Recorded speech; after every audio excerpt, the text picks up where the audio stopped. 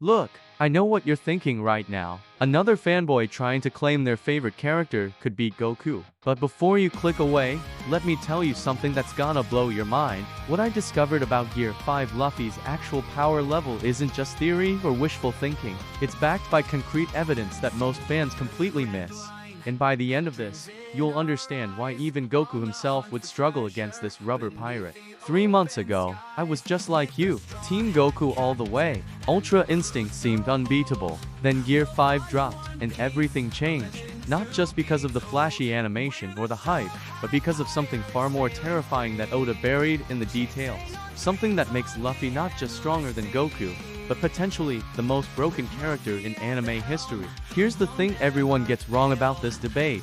They focus on power scaling, ki blasts, and destruction feats. But that's like comparing a nuclear bomb to a computer virus. Sure, the bomb creates bigger explosions, but the virus can shut down entire systems that the bomb can't even touch.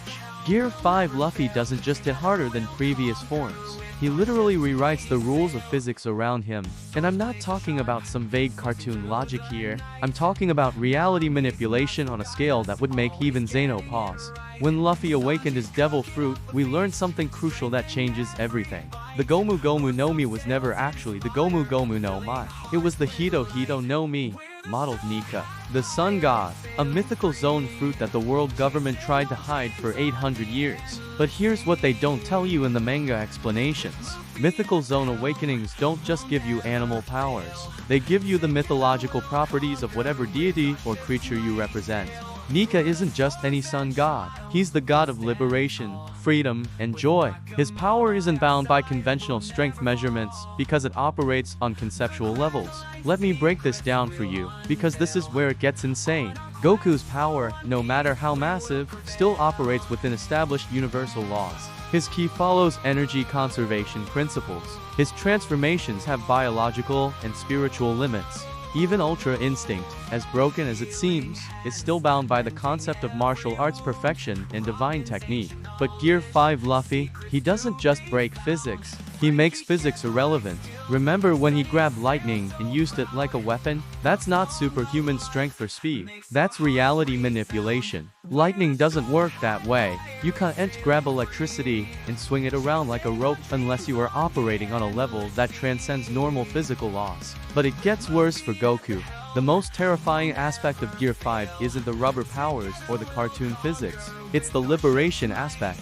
Nika's power is literally designed to free people from oppression and limitations. In a fight against Goku, this becomes a nightmare scenario that nobody talks about. What if Gear 5 Luffy could liberate Goku from his own power? What if those rubber properties could somehow affect ki itself, making Goku's energy attacks bend and stretch instead of maintaining their destructive force? We've already seen Luffy affect non-living objects, and even intangible things like lightning. Ki manipulation isn't outside the realm of possibility. Think about it.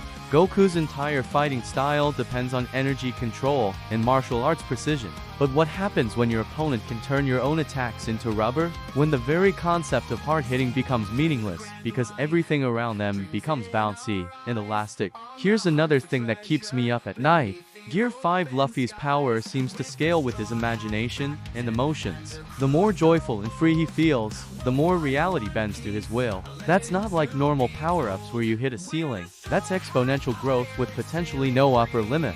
Goku might be able to destroy universes, but can he destroy someone who's essentially become a living cartoon character with god-level reality warping? It's like trying to punch a dream. The harder you hit, the more absurd and unpredictable the results become.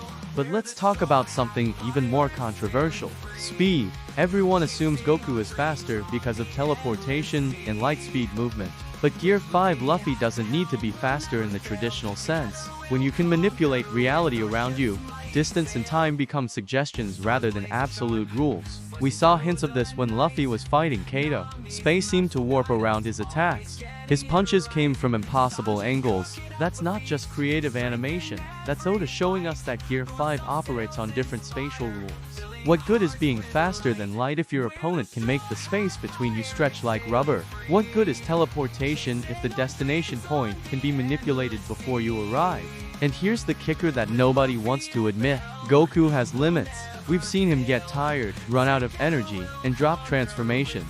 His body has biological constraints, even in his strongest forms. But Nika is a god, not a mortal who achieved godlike power through training, but an actual mythological deity whose essence Luffy has awakened. Gods don't get tired the same way mortals do. They don't run out of power because their power comes from conceptual sources rather than physical ones. The evidence is right there in the manga. After awakening Gear 5, Luffy's recovery time is absurd. He bounces back from near-death states like nothing happened. His stamina seems virtually limitless as long as he maintains that joyful, liberated mindset. Now, I'm not saying Goku is weak. Ultra Instinct is still one of the most impressive transformations in anime. But it's a technique, a very advanced, very powerful technique, but still bound by the rules of martial arts and energy manipulation. Gear 5 isn't a technique, it's a fundamental change in what Luffy is as a being. He's not using the power of a sun god, he's becoming one, and that distinction makes all the difference in a hypothetical fight. The real question isn't whether Gear 5 Luffy could beat Goku. The real question is whether they're even fighting in the same category anymore. It's like comparing a master chess player to someone who can rewrite the rules of chess mid-game. But here's what really seals the deal for me. Goku fights to test his limits and become stronger. That's admirable. But it's also a weakness against someone like Gear 5 Luffy, whose power is literally fueled by joy and freedom. The more fun Luffy has in a fight, the stronger he becomes. Against Goku, who would undoubtedly provide an incredible challenge, Luffy would be having the time of his life. His power would keep escalating not through rage or desperation, but through pure excitement and happiness. And that's a feedback loop that Goku has no counter for.